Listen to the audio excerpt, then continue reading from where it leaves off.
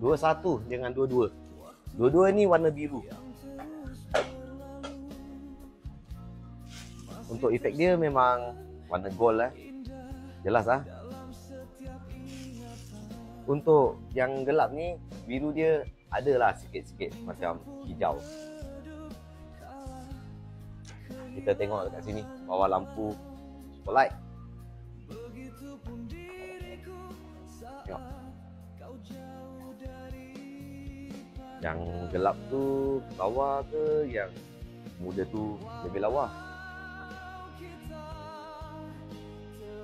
Untuk nama yang muda ni, Golden Sky FC21. Untuk yang pekat ni, Golden Steel FC22. Jadi kalau berminat dengan yang gelap, FC22, yang muda FC21. Korang suka yang mana?